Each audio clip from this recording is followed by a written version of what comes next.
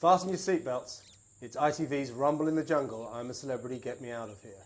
The world's greatest reality show starts right here. Let's have a look at the runners and riders.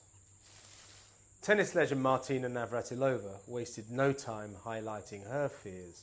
Or be worried about poisonous creatures. She better watch out for KilroySilk then. Meanwhile, Martina admits she's never seen the show.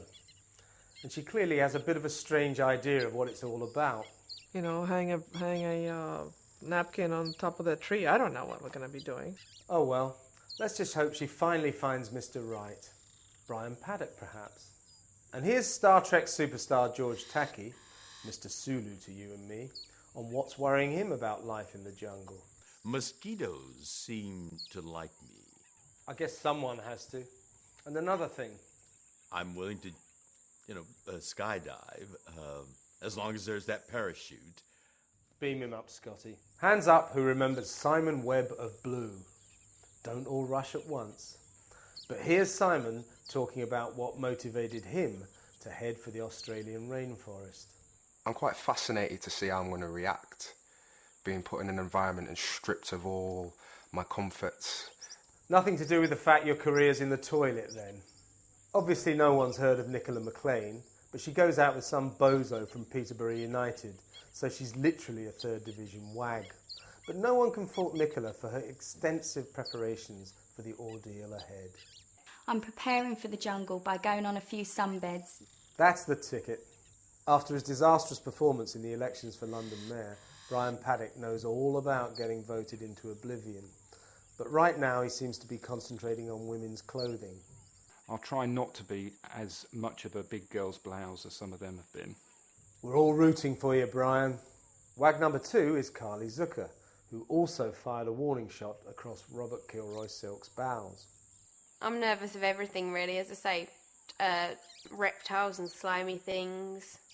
I wonder how long it will be before the viewers blow the whistle on this simpering Posh Spice wannabe. For technical reasons, we can't hear the wit and wisdom of KilroySilk, but there's one good thing about the presence of this loathsome politician and former TV muckraker. At least we don't have to worry about who to kick out first. Esther Rantzen, how did a 68-year-old biddy end up in this predicament? That's life, I guess. But here's Esther failing to admit that the real reason she's down there is she just can't give up the limelight. I would not be able to live with myself if I turned down this challenge. I shall be bedraggled.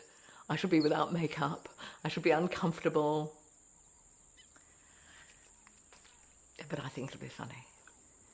I think that the worst thing I could do is to go in there like a bossy old lady who knows everything. Perish the thought, Esther. As he heads into the unknown, there's one big question about Joe Swash, better known as EastEnders Jack the Lad Mickey Miller. Will his voice finally break? But here's high-voiced Joe squealing about his phobias. Especially with the spiders and the snakes and the rats. Worried about rats? After 5 years in Albert Square, he should be used to them. But on a lighter note, Joe added, I think people will just be laughing at me, really.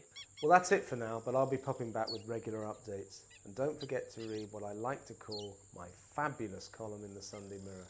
And check out my colleague Jim Shelley's Monday column in the Daily Mirror.